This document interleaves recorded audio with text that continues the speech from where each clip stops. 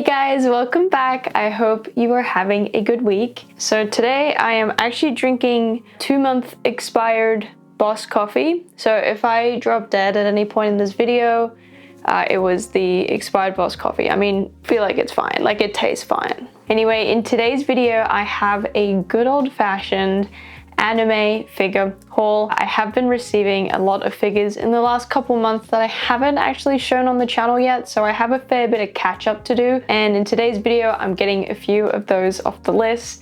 But there's a bit of a narrative today. I feel like there were figures that kind of subverted my expectations, or like I had high standards for and they didn't meet them, or I had low standards for and they exceeded them. Not quite how I expected the figure haul to go. Some of these figures I thought I'd love and I don't. But anyway, how about I just actually show you what I'm talking about? But before we get into the figures, I do have a new addition to the room that completely exceeded my expectations. So neonsigns.com reached out to me and were offering to create a custom neon sign for my channel. So I said yes, and I worked with one of their designers. I sent through some sketches of what I thought the idea was, and they kind of talked through like color options and made a few changes to my sketch, and the sign is here and I cannot wait to show you. I have to dim the lights for dramatic effect. Here it is. I haven't hung it up yet because I wanted to show it on camera. It's supposed to look like a Nendoroid box, and it says Daijoububu. That is the cringy name of my YouTube channel, but it's so cute. So I'll put in some nice b-roll for after I've hung the sign up. If you're interested in this process, you can visit their site at neonsigns.com. I'll also have it linked below. Prices start at about $50. Each sign you get has a 3-year guarantee. You also get free shipping with FedEx or UPS, which was great since I'm based in Australia, so shipping anything here is expensive. Their site offers a whole ton of non-custom signs as well, but if you are interested in the custom process, it was very smooth and easy. I really enjoyed sending in just like the roughest sketch and getting this out of the process, which was awesome. The light itself was packaged so securely and safe. There was like wood around it, and each sign comes with a remote control as well as everything you need to hang it up. For now, I'm gonna keep the sign propped up over there. It does look really odd because I picked like an isometric design and it looks just fake in the back. But yes, if you're interested in picking up your own neon sign, please do check out Neon Signs Instagram, website, and other socials in the description box below. All right, first up, let's start with a couple random merch items I picked up this month. I've been really big on acrylic stands recently because I've realized they're a lot cheaper than figures. And so I picked up this acrylic stand from Dungeon Meshi. It has 4 of the main gang. This is way cheaper than 4 Nendoroids, and it's so cute. I just sit this on my desk all the time. I also picked up this wooden keychain of Marcel. I love the Dungeon Meshi vibe and art style as well of all of the merch. It's so like D&D-ish, like it's so like anime and D&D-ish combined. I don't know, it's a little more cartoony than anime, but it's still quite anime. I don't know. The people that get it, get it. Speaking of acrylic stands, I also got this one from Freyren, which also kind of has a D&D vibe. I haven't opened this. Let me put it together now. Here she is. I love the chibi art style. I love when the stand is like fake 3D and has different layers. I also picked up this Freyren keychain. Honestly, I thought this would be a lot bigger than it is.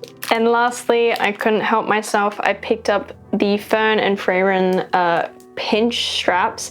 I usually buy the rubber version of these and not the like hard plastic, but I couldn't find it on the website and I didn't want to miss out. So I still think they're so cute. Their Nendoroids actually just arrived, so I'm very excited. That will be probably in my next video that I open them. Lastly, I got a couple things from Apothecary Diaries. The first is just this charm. I love how angry Mau Mau looks. And I also got this clear file, which I kind of regret because it's not that cute and it's very basic, but I had just caught up on the manga when I ordered these items, so I felt like I needed it, which was very stupid. But I can put all my business documents in there, it's fine. It's fine, I have so many business documents. Next up, before I get into the scales, I quickly wanted to haul these two Hello Good Smile figures. We have Denji and Power from Chainsaw Man. Hello Good Smile figures are very cheap. They retail for about $15.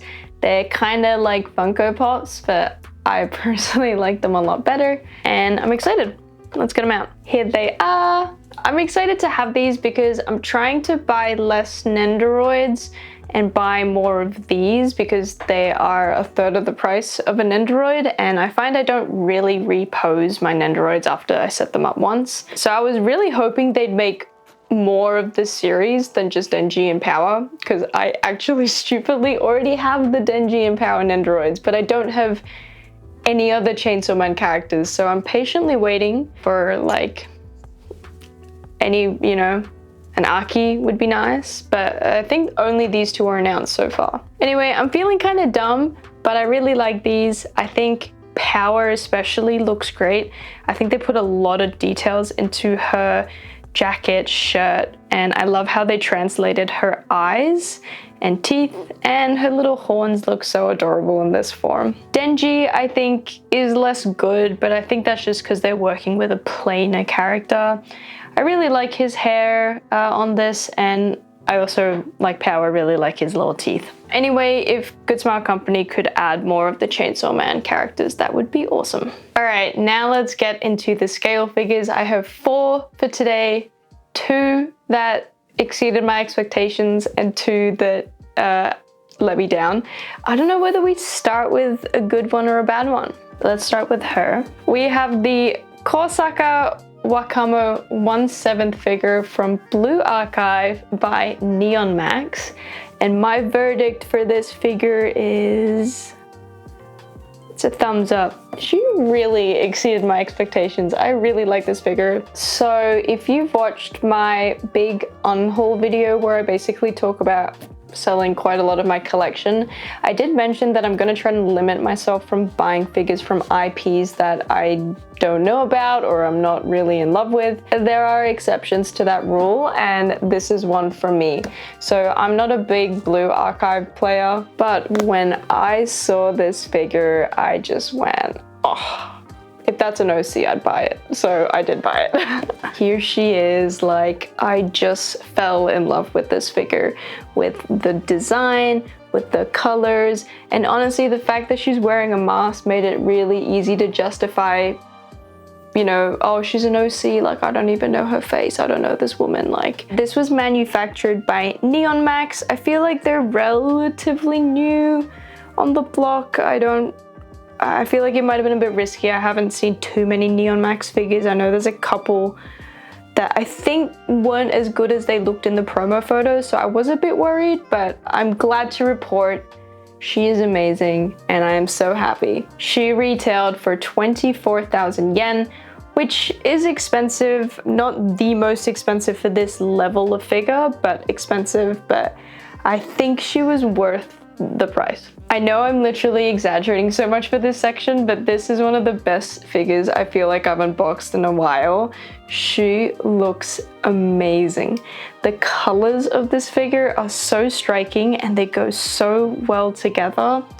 I'm really happy with the sculpting of this figure. I think all of the details on her kimono are really well done, as well as the sculpting on her hair. And the pose and theme of this figure is just like, mwah, it's chef's kiss. I love it's so Japanese inspired. I love that she's a fox girl and the mask just makes it look so cool. I don't have any bad things to say about this figure, really. The only thing is she does come with a normal faceplate, but she looks like 200% cooler with the mask on, so I will be displaying her with her fox mask. I love this figure so much more than I was expecting. She's got to be one of my favorite, like, non-OC, but an OC to me because I do not play Blue Archive figures in my collection. I love her. I didn't expect to like her this much. I'm so happy I pre-ordered her. And the rest of the community kind of agrees. I was looking into her aftermarket and it's pretty steep. She's on Ayanami pre-owned for 36,000 And locally on some auctions, I've seen her go for an average of like 31,000 yen. So she's gone up in price, which I feel like is kind of rare these days. I feel like every figure kind of just tanks on the aftermarket now, but maybe I just keep tabs on overpriced figures. That's why I have that perception. But yeah, I love her. Highly recommend, especially recommend if you like Blue Archive, but if you don't like Blue Archive and you just like badass fox kimono wearing gunslinging women, here you go. Really quick, I wanted to show off a few art books I picked up recently. So first up, I have Polaris. This is just got to be one of the cutest art books I have ever owned. It's so cute. The art in it is so adorable and cute. My favorite is probably this like Menhara-esque inspired art. I love it. It's so adorable. Next up, I bought Flat Pop Art Style Illustrations. This is a collection of a lot of different artists' art that are considered like flat pop art style. I feel like it's basically a lot of art that uses very bright colors and uses very creative ways to color the illustrations. I'm a really big fan of this book because I think it helps me find artists that are doing art in the style I adore, which is typically what this description is. Next up, I got this Souryuu illustration lookbook, The Art of Tanaka. Everything in here is so precious. It's very like maybe 90s, 2000-esque inspired. I don't know about them years, but it does remind me of that time. Reminds me of like fashion drawings. I love how girly and feminine the art is. And lastly, I picked up Weibo Native Illustration. I think Weibo is like the Pixiv of China. So this is a big anthology of a lot of popular Chinese artists from all different art styles. Yeah, I really like this. This is very similar to the Illustration and Pixiv collection books. The next figure I have to show you is the 1/7 scale Castoria by Aniplex, production by Stronger. Was this figure good or bad? Is it a dub or an L, as the kids would say? I'm sorry to report that this one was a bit of an L. Which way? Yeah, I wasn't a fan of this figure. I do have her open, so I'll get her. This is her. Here is Castoria. I was so excited to get this figure because I love Castoria's design so much. I love the little cape and the little hat and the little outfit. It's so cute. It's so quaint. So when the pre-order came up from Aniplex, I actually surprised myself by pre-ordering it, but I just really did like the design of Castoria so much. Also, this figure is like by Aniplex, or I think in this case manufactured by Stronger, and I've always been quite impressed with Stronger figures. They've actually never let me down, so I was a bit disappointed when I opened this figure. So she retailed for 20,000 yen, so she's cheaper than Wakamo. Is that her name? The OC. But I am a bit disappointed, and I'm a little struggling to list out why. I think like the whole figure just feels very like mid to me. The sculpting is pretty nice. There's actually nothing wrong with the sculpting. The coloring is maybe okay. I feel like it's less vibrant than she looks in the product images. And another issue I have with her is I feel like her pose looks really good from the photos, but in real life, I just feel like it looks a little awkward. Like the way her hair, the way she's looking, the way that hand is posed out, it just looks a little awkward in person. And I feel like her cape is also really bunched up around her shoulders, and she just, I don't know, it just looks a little awkward. I think the staff is really nice though, and there's a lot of nice details on it, although mine did come broken. And I think the base is pretty with like just a summoning circle on it.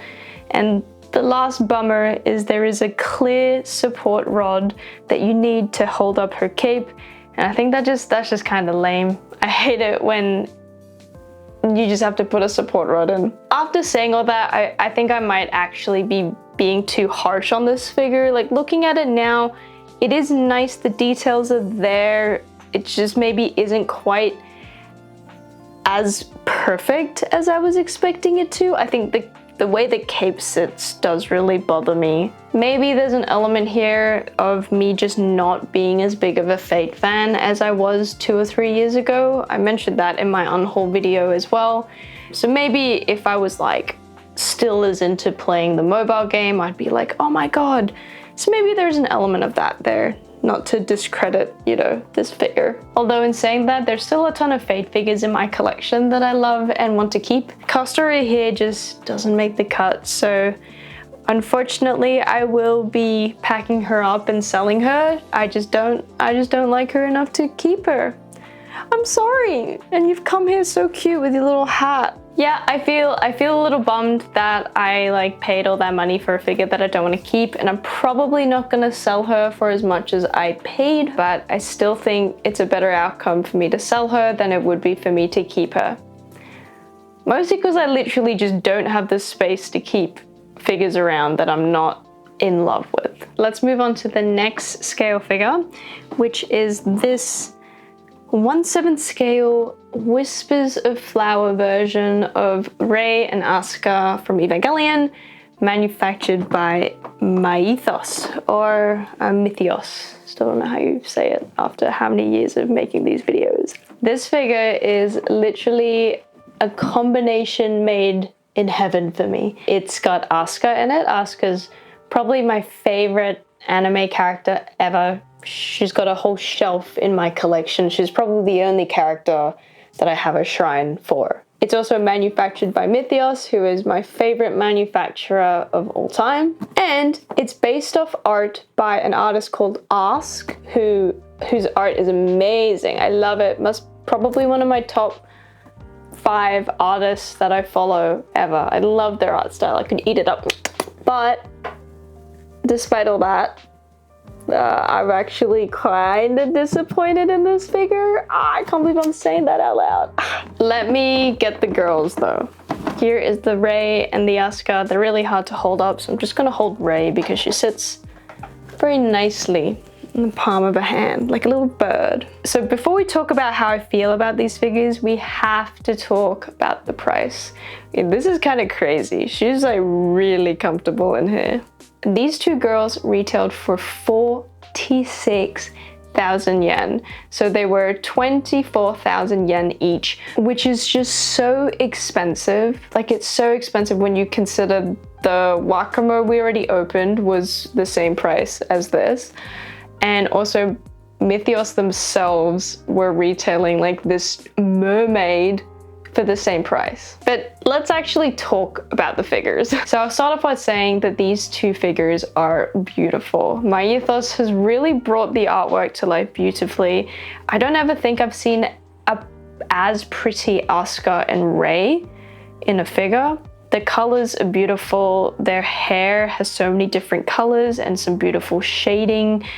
Their skin tone and dresses have some really nice shading and paint treatment as well. There's a lot of glitter and translucency throughout all of the figures. I think their faces look really beautiful and that the sculpting is tight. They both come with these really large transparent bases, and each has a flower accessory, which you can pose together to look really nice. So they are lovely, but I just feel like I can't get over that price tag.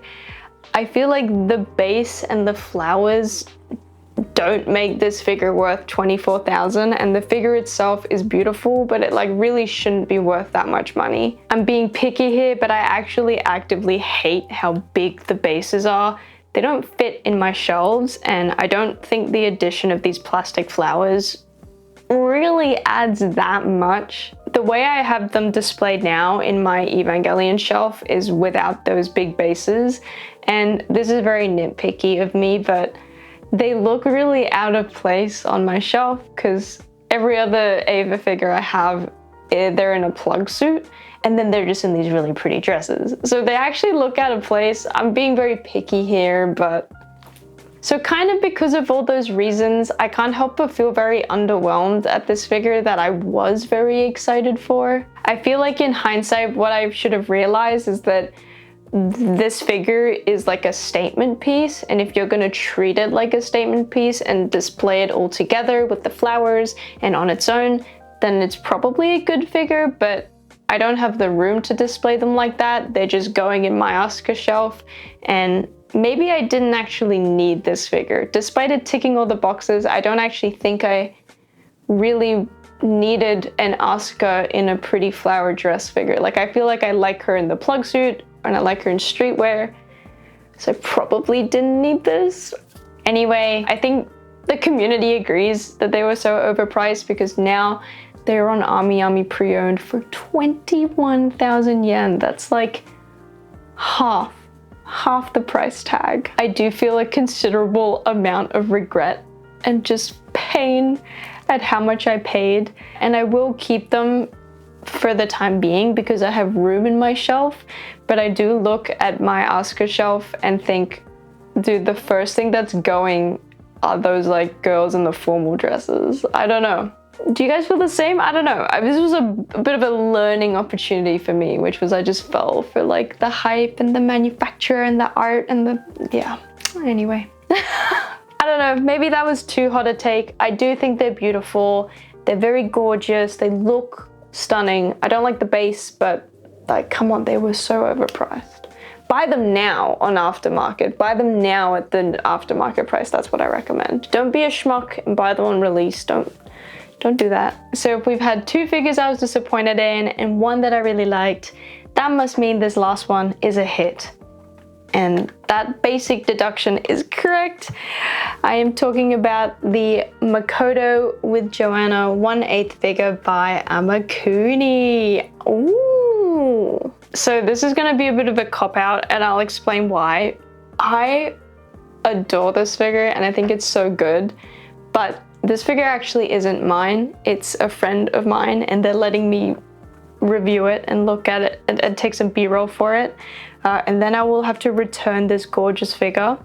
But I'm also proud of myself because at this moment in time, I think this figure is phenomenal and amazing, but I'm also able to like not go and buy my own.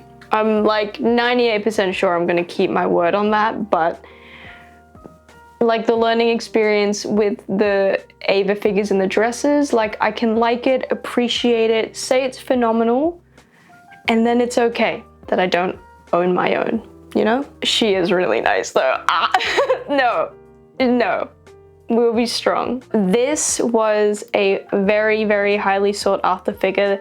The aftermarket for this figure on its original release was insane. So she originally came out in 2019 for 23,000 yen. Yes, this was cheaper than Rei in a dress. And then her aftermarket was like up in the $500. But then in 2024, we got a re-release. This time she retails for 30,000 yen. That is inflation for you. And I think there's also like a shiny metallic version of it that's like more expensive, but I don't know about that. But let's talk about this bike. Oh my God. So Johanna is so cool. Like this bike is so cool. The details and sculpting, the engine parts, the wheels, they are so highly detailed, well sculpted, and well painted. I am so impressed by this bike. Moving on to Makoto, I think her vibe is immaculate. It is so cool. I wish I was her. The sculpt is nice and tight, and the coloring is pretty nice. My only complaint here is that she is a 1/8 and she does feel small. Then again, like, do I really want a 1/7 bike taking up like all this room? It's massive. So I don't hate the 1/8 scale. The other issue I have with this figure is that the base is absolutely boring. They could have just put a little like fake tarmac down, I don't know. But despite that, I do think this figure is amazing.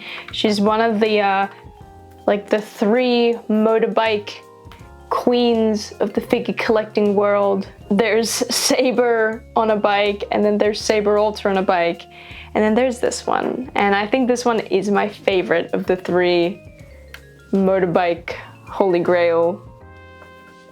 Arbitrary ranking from me, but yes. yeah, I think she is phenomenal. I highly recommend you pick her up if you're a Makoto fan. The other reason I'm happy to admire her from other people's collections is that Makoto is a bad bitch, but she's not like my best girl from Persona 5 anyway. I like Anne. I like sweet old Anne. So I already have the Anne Amakuni figure, so that'll do it for me. Whoa, okay, the wheels also spin. Guys, there's probably a real motor in there and everything. It's an anatomically correct motorbike. With that, that brings us to the end of the video. We had some high highs and some low lows. I feel like I did a lot of complaining and I'm a little worried I did too much. I hope you'll excuse all my negativity. In general, I'm trying to keep a tighter ship. I'm trying to not buy in excess too much and keep my collection to, you know, the top 5%, you know, the best ones of the lot. And I think I have to be kind of cutthroat with the figures I receive. Yeah, although I do feel like a bit of a negative Nancy on camera. But anyway, thank you for listening to me complain, talk about plastic, be excited about plastic, and I will catch you in the next one. I hope you have a good week. Bye-bye.